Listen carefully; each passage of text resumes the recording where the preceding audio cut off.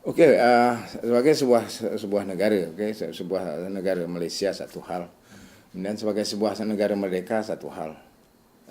Masih terlalu banyak benda-benda yang kita harus suntik. Contohnya kan amalan budaya. Okey. Kalau kita pergi ke Jepun umpamanya, sebagai contoh yang pernah pernah lihat kan. Bagaimana dia itu melakukan budaya hidup hari-hari bukan kerana ancaman ataupun bayangan undang-undang di belakang dia. Dia kerana ada kesedaran menyumbang kan sebagai warga. Contohnya dia makan aiskrim bawahnya kan. Kertas tu dipegang. Selagi belum jumpa tong sampah, dia takkan jumpa tong sampah baru dibuang. Satu, yang kedua amalan kalau umpamanya naik eskalator kan. So, bila dia maknanya dia tidak dalam keadaan tergesa-gesa, dia dalam keadaan relax. Naik eskalator tu atau tangga bergerak tu, dia secara otomatis dia berada di sisi kiri supaya memberi laluan kepada orang nak jalan cepat. Jadi kesedaran ini tidak ada. Satu, kesedaran membuang sampah daripada kereta, campak luar. Ini satu hal yang amat menyedihkan, amat mengecewakan sebagai sebuah negara yang merdeka. Kita ambil contoh, katanya lah kan, orang Singapura berdisiplin. Tetapi berapa ramai orang Singapura yang keluar ke sini bila berada di Malaysia, kenapa dia berani membuang sampah daripada dalam kereta? Jadi maknanya amalan dia bukan kerana ikhlas bukan kerana ada kesedaran dalam minda dia. Hanya kerana dibayangi oleh undang-undang. Buang sampah wow $300. Buang sampah $100. Itu ketakutan itu sebenarnya yang dia. Tapi bila berada di luar daripada lingkungan dia rasa dia boleh buat apa saja. Jadi ini yang masih yang masih belum dinaik tarapkan. Termasuk contohnya kesedaran semua anggota yang menggerakkan agensi pemerintahan. Tak usah jauhlah bandaraya sendiri kan, sebagai satu contoh sebuah bandaraya kan, bandaraya Kuala Lumpur. Kita perhatikan persekitaran, cuba tengok jalan-jalan berlubang kan. Itu semua hal-hal yang menyumbang kepada kemalangan. Selain daripada kerosakan harta benda kereta itu sendiri, masuk dalam lubang, rem bengkok segala macam. Kemudian kalau nak mengelak tiba-tiba umpamanya kan sedar dulu mengelak umpamanya, kemudian kereta daripada belakang sambut pula, berlakulah kemalangan. Jadi hal-hal ini sepatutnya kan, apakah menunggu orang buat laporan baru pihak-pihak tentu akan membuat? Sepatutnya dia orang peka. Satu lagi saya tanda arah, pandu arah jalan kan, signboard, signage kan. Kadang-kadang tertutup. Saya sendiri kadang-kadang berfikir bila saya nampak, rasa macam saya nak ambil kapak atau gergaji, malam-malam saya nak tebang semua pokok-pokok yang melindung. Jadi ini semua tanggungjawab siapa sebenarnya? Tanggungjawab orang yang diberi amanah, kan? Orang diberi amanah untuk membangun kepercayaan rakyat, keselesaan rakyat dan kepercayaan rakyat. Jadi hal-hal ini bila berlaku, siapa yang disalahkan? Pemerintah. Waktu yang sama pemerintah harus memantau pegawai-pegawainya ataupun orang di bawah jabatan tertentu menjalankan tanggungjawabnya. Jadi paling tidak orang-orang tertentu harus melalui jalan-jalan memantau. Contohnya tadi pandu arah perjalanan, tanda-tanda di jalan. Lampu-lampu isyarat tidak dilindungi oleh pohon-pohon. Jadi kalau macam itu sepatutnya dah setelah 50 tahun dah tak berlaku. Dah tak berlaku sepatutnya. Dah 50 tahun, bukan 2-3 tahun. Dari segi jati diri pula buat tengok macam mana. Adakah setelah 50 tahun ni kita dah kuat jati diri rakyatnya, dah bergabung. Contoh gini lah, bila sebut jati diri ini, jati diri sebagai warga atau sebagai bangsa itu satu hal. Okey, kalau kita balik sama ada sebagai warga setempat, warga kota atau warga Kuala Lumpur umpamanya atau warga Malaysia, ataupun sebagai bangsa, di mana jati dirinya kita nak meletakkan. Kita ambil contoh. Okey. Sebagai warga atau sebagai bangsa yang lahir membesar di sini, patutnya ada rasa kecintaan, ada rasa empunya. Kan? Ada rasa kasih, ada rasa empunya terhadap negara ini, terhadap lingkungannya. Jadi apabila ada anasir-anasir luar yang bertindak atau berperangai yang barangkali mengganggu ketenteraman awam atau sebagainya, paling tidak dia ada keinginan untuk melakukan sesuatu, mencegah atau menolak benda itu supaya jangan berlaku. Jadi contohnya bila kita melihat sesuatu umpamanya bangsa-bangsa pendatang.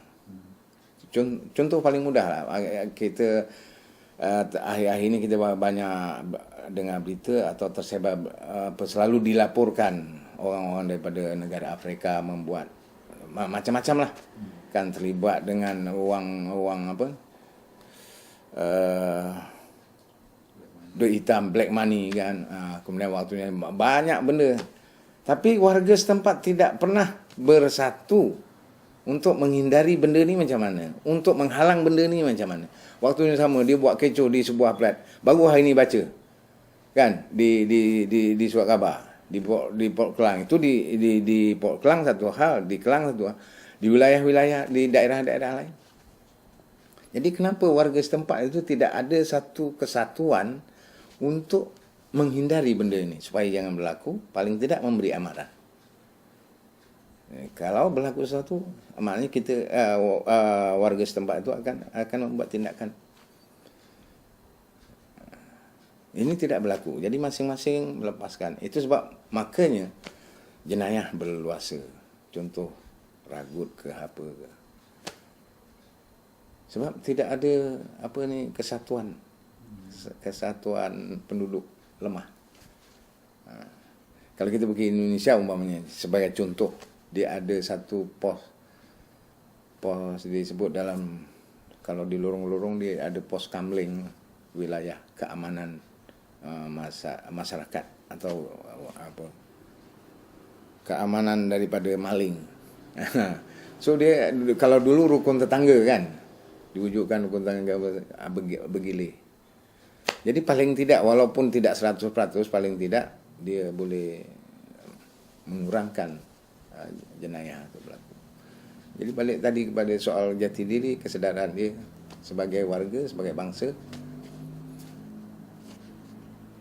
jarang dia. Sebab kita tidak diajarkan tentang kenapa tidak ada rasa kasih itu, sebab kita tak diajarkan sejarah. Kita tidak ditanamkan dengan nilai sejarah. Sejarah tentang manusia itu sendiri, sejarah tentang bangsa itu sendiri, sejarah tentang wujud, tidak ditekankan tentang nilai sejarah.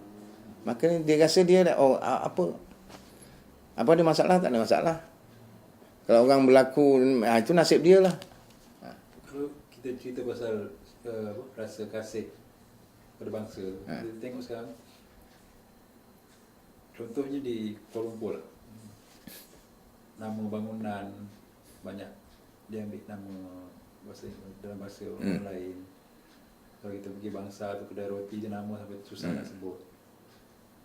Dalam 50 tahun tu, buat tengok macam mana kecintaan orang Malaysia terhadap bahasa dia sendiri. Dan itu satu bagaimana pemerintah memupuk kesedaran. Mau tak mau, sebab kita sesebuah negara itu maju atau mundur diteraju oleh pemerintah. Jadi pemerintah mau tidak mau dia bertanggungjawab tentang kemunduran atau kemajuan sesuatu negara itu sendiri. Jadi contohnya, kalau di bangsa, bukan saja di bangsa, di mana pun, di ceruk kampung kadang-kadang ditulis kopi corner. Cuba bayangkan. Wah, apa salahnya ditulis sudut kopi? Kenapa? Sebab saya dipahamkan di kalangan pemimpin-pemimpin atau korporat Melayu sendiri, ya, korporat Melayu kalau berjumpa, bercakap, meeting antara Melayu sebenarnya bukan ada Kenapa mesti bahasa Inggeris? Bukan mana benci bahasa Inggeris.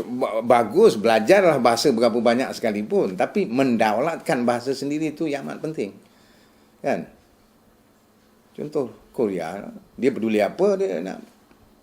Orang lain faham ke tak faham, dia dengan bahasa Korea dia. Thailand pun macam tu juga dalam apa majlis-majlis rasmi. Jadi ini yang tidak berlaku. Walhal mendaulatkan apa bahasa Melayu itu sebenarnya sudah ada dalam perlembagaan, kan? Artikel 152, 153 Akta Bahasa, kan? Kenapa susah sangat nak memartabatkan bahasa Melayu? Sedangkan benda itu ada dalam perlembagaan yang sudah diterima pakai, yang sudah di stamp. Sepatutnya tinggal implementasinya macam mana. Bagaimana nak mengimplement benda ini dari peringkat bawahan, di peringkat sekolah rendah, peringkat. Itu sangat penting. Balik tadi pada bila tidak ditekankan persoalan sejarah, kan?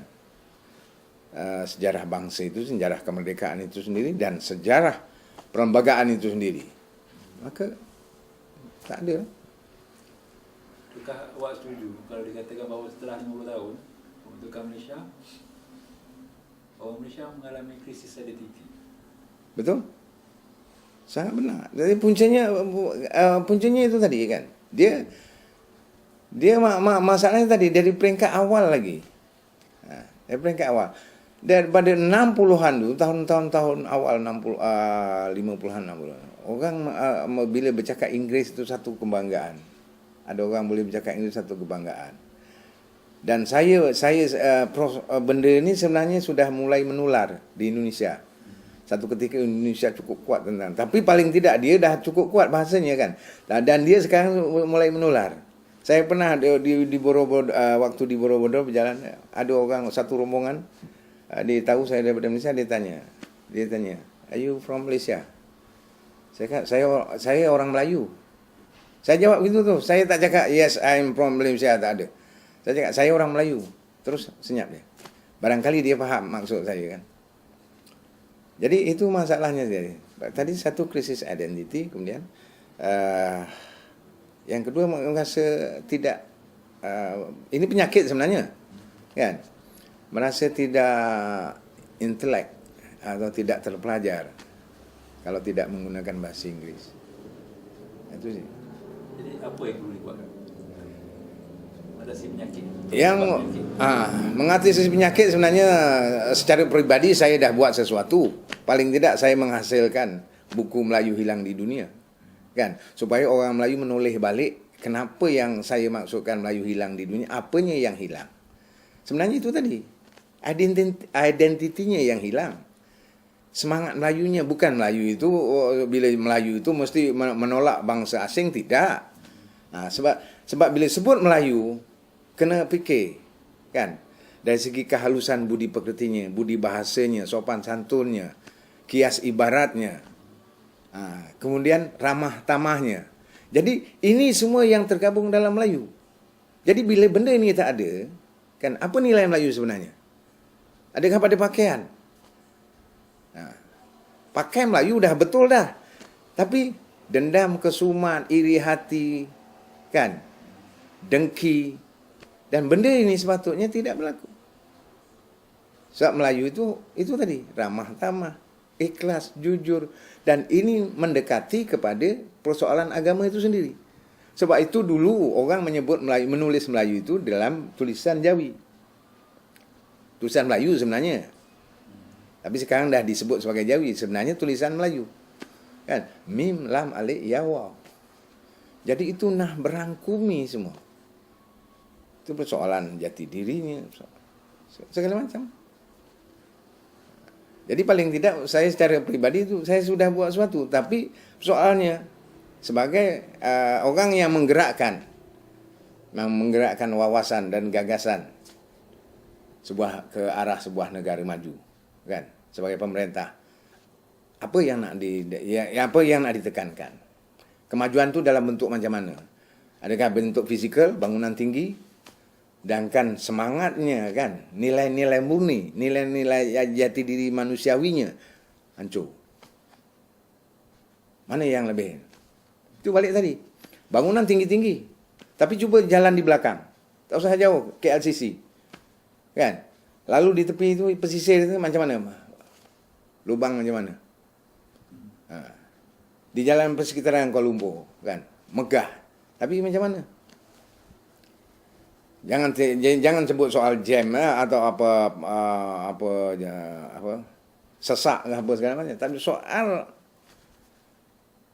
apa ni, jalan-jalan yang menghubungkan. So soal akhir untuk ni, harapan awak terhadap Malaysia setelah 50 tahun, dan mungkin keharapan lagi, apa harapan? Dan harapan ada satu semangat baru yang perlu disuntik, iaitu kesedaran satu tanggungjawab setiap warga, satu, dan kesedaran pemerintah itu sendiri.